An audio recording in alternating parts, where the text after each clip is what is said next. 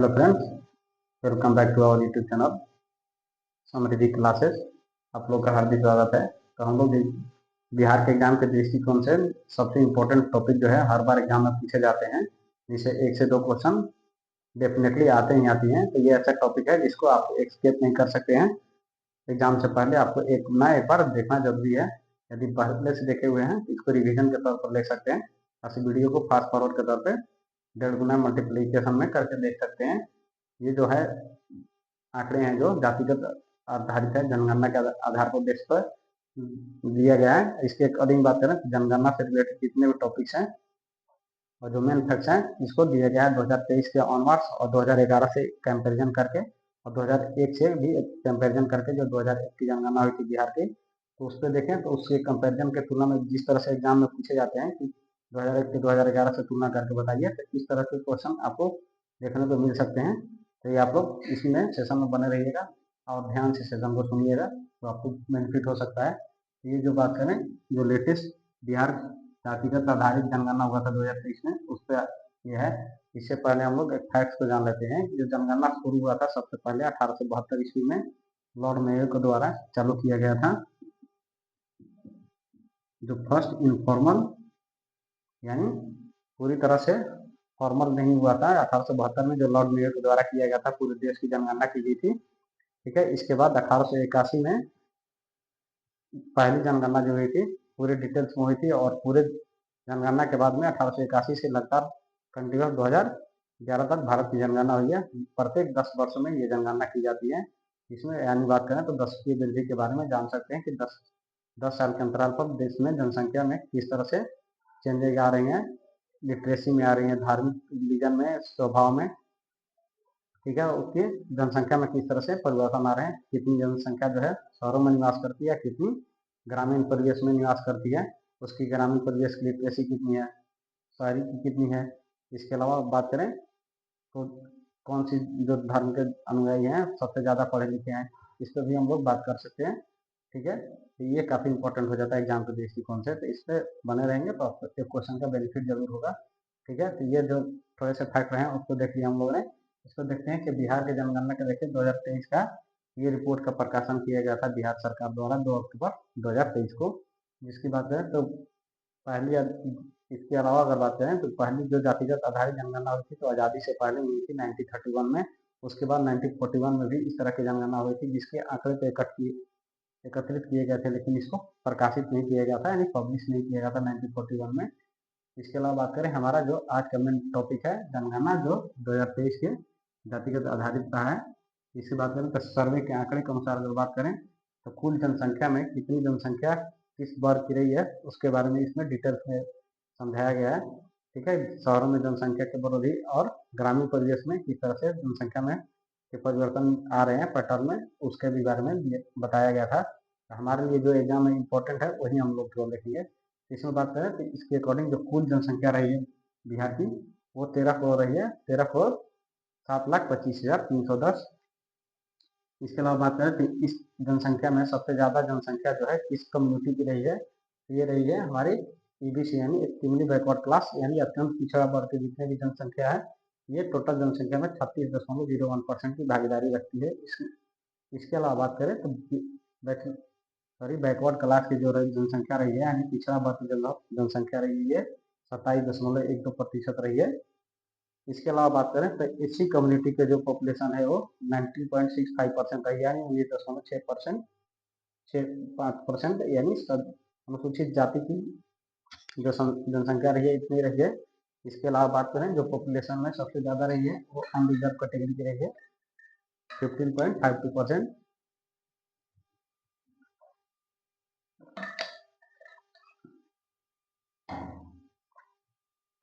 इसमें सबसे कम जनसंख्या वाली कम्युनिटी जो रही है वर्ग रही है वो शेड्यूल ट्राइब रही है, यानी अनुसूचित जनजाति, जिसकी जनसंख्या मात्र 1.68% रही है, यानी 1.7% के लगभग कर रही है। यानी कुल जनसंख्या क्या 13 करोड़ आबादी में से 1.6768% जो है एसटी की जनसंख्या रही है। इसके जो 2 सीट निर्धारित किए जाते हैं इन्हीं जनसंख्या के आधार पर निर्धारित किए जाते हैं हमारे विधानसभा में। इसके अलावा बात करें तो सबसे बड़ी जो जाति रही है हमारे बिहार में वो रही है यादव कम्युनिटी की, उसकी जनसंख्या रही है 14.26%। और इसके अलावा बात करें जो सेकंड नंबर पर रही है वो रही है दुसाध कम्युनिटी की 5.31%, और रविदास की रही है 5.2%।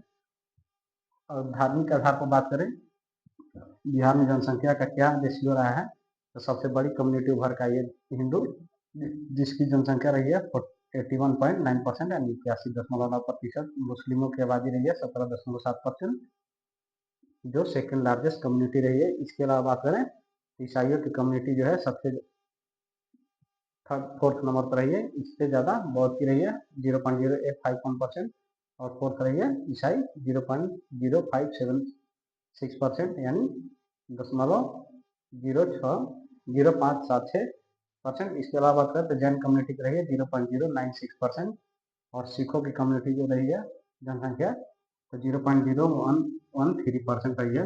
यानी सबसे कम जनसंख्या वाला धार्मिक समूह बोले तो ये रही है जैन कम्युनिटी, ठीक है 0.096%, और सबसे ज़्यादा आबादी वाले रही है जनसंख्या तो रही है हिंदू कम्युनिटी। इसको एग्जाम में इस तरह से पूछा जा सकता है, किसको असेंडिंग यानी अवरोही क्रम में और डिसेंडिंग ऑर्डर में अरेंज करें पॉपुलेशन के अकॉर्डिंग। तो यदि असेंडिंग ऑर्डर में पूछता है तो सबसे पहले हमारी सबसे जो छोटी जनजाति होती है धार्मिक आधार पर जिसकी जनसंख्या सबसे कम हो आएगी यानी जैन आएगी।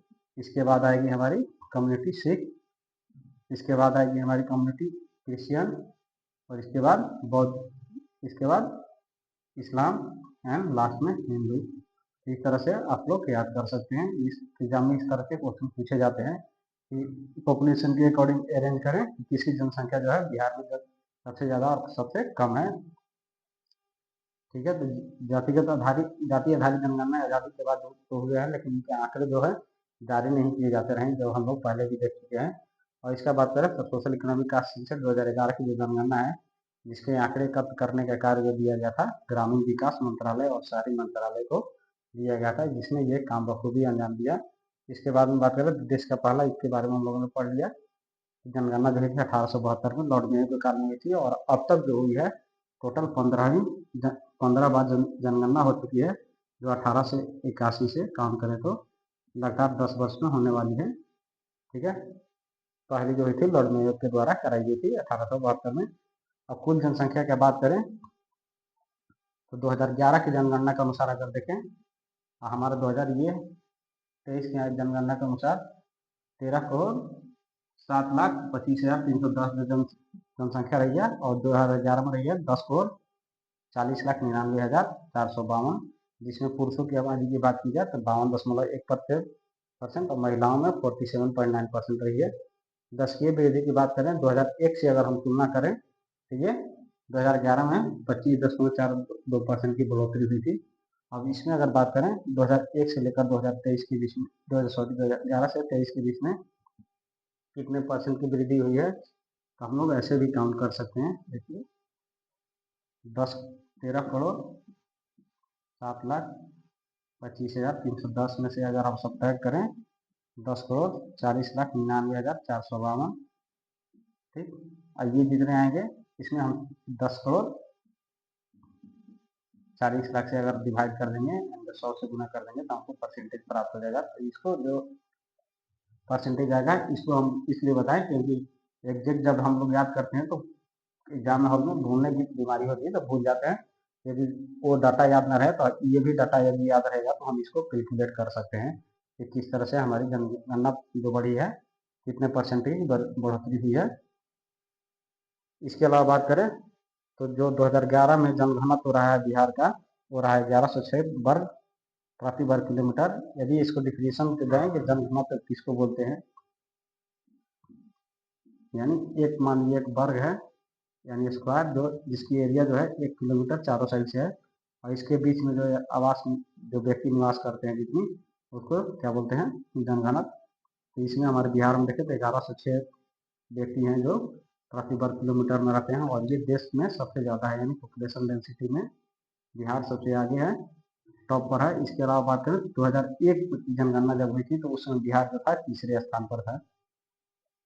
और सोशल इकोनॉमिक कास्ट सेंसस में देखें जो 2023 की हुई है उसमें अगर साक्षरता दर में बात की जाए तो 79.7% की देखने को मिली है, जो पिछले जो 2011 में रही थी 61.8%, उससे काफ़ी बढ़ोतरी देखने को मिलती है, यानी 18%, लगभग 17.9% की वृद्धि देखने को मिलती है। इसके अलावा बात करें तो पुरुषों में जो साक्षरता दर थी 2011 में 71.2% और महिलाओं में रही थी 51.5%। ये काफ़ी इंपॉर्टेंट है कि हर बार लगभग महिला पुरुष की साक्षरता दर के बारे में पूछ लेता है, और इससे दशकीय वृद्धि जो जनगणना जनसंख्या हुई थी उसका भी पूछा जा सकता है, और ये हर बार लगभग पूछे ही जाते हैं 1-2 क्वेश्चन। इसकी लिटरेसी में बात करें तो सर्वोच्च जो जिला रहा है, सबसे हाईएस्ट 2011 में सबसे ज़्यादा लिटरेसी वाला जिला रहा है रोहतास, जिसकी परसेंटेज जो रही थी 73.37%, जिसमें महिलाओं की भागीदारी रही थी 63% और पुरुषों की रही थी 85.29%। सबसे कम साक्षरता दर वाला जिला 2011 में देखें तो पूर्णिया रहा था 51.08%, और सहरसा रहा था महिलाओं में सबसे कम 42.73%। ठीक है, तो ये काफ़ी इंपॉर्टेंट हो जाता है कि निम्न वाला में 2011 में सहरसा रहा था, लेकिन 2023 के सेंसस में ये चेंज हो चुका है। यदि 2011 की जनगणना से पूछे तो सहरसा आएगा। ठीक है, इसके अलावा बात करें ग्रामीण जनसंख्या की बात करें 2011 में कितनी रही थी तो 43.9% रही थी, जिसमें पूर्वी चंपारण में सबसे ज़्यादा ग्रामीण लोग रहते हैं। और शहरी जनसंख्या की बात करें तो 56.1% रही है बिहार की पूरी, और उसमें बात करें तो शेखपुरा में जो है ग्रामीण जनसंख्या सबसे कम रही है, क्योंकि ये छोटा सा जिला है सबसे, इसके कारण इसकी जो पूरी पॉपुलेशन है मैक्सिमम ये शहरों में ही निवास करती है, इसलिए इसकी परसेंटेज जो है अच्छी है। इसके अलावा बात करें तो लिंगानुपात की, यानी प्रति 1000 व्यक्तियों पर कितनी महिलाएं हैं, यानी पुरुषों प्रति 1000 पुरुषों पर कितनी महिलाएं निवास करती है बिहार में, तो वो है 918। ये भी काफ़ी इंपॉर्टेंट है कि ये हर बार एग्जाम में लगभग ये दोनों आंकड़े काफ़ी बार पूछे जाते हैं, इसलिए यहाँ पर वही 12 पॉइंट्स को मेंशन किया गया जो एग्जाम में बार बार पूछे जाते हैं। इसके अलावा बात करें तो सबसे अधिक आबादी वाला जिला कौन सा रहा है, तो ये पटना रहा है। और ग्रामीण जनसंख्या की अगर बात करें 2011 में कितनी रही थी 9,23,41,436, जो कुल आबादी का 88.71% होता है। और शहरी आबादी की बात करें तो 1,17,58,16 व्यक्ति जो है शहरों में निवास करते हैं, ये 11.3% है। और सोशल इकोनॉमिक का सेंसस देखे 2023 के अकॉर्डिंग तो ये मोर देन 50% रही है। ठीक है, इसमें अच्छी खासी बढ़ोतरी हुई है 4% की पिछले 12 सालों में। जितनी परसेंटेज इधर वृद्धि हुई शहरों में, उतनी परसेंटेज ग्रामीण में डिक्रीज होगी। ये 4% यहाँ पर इंक्रीज हुआ है, तो यहाँ पर मान लीजिए 4% डिक्रीज हुआ था, 84.7% के अप्रॉक्स ये भी जनसंख्या रही है। ये जो काफ़ी इंपॉर्टेंट टॉपिक्स रहे हैं हमारे एग्जाम के लिए, ये हम लोगों ने देख लिया।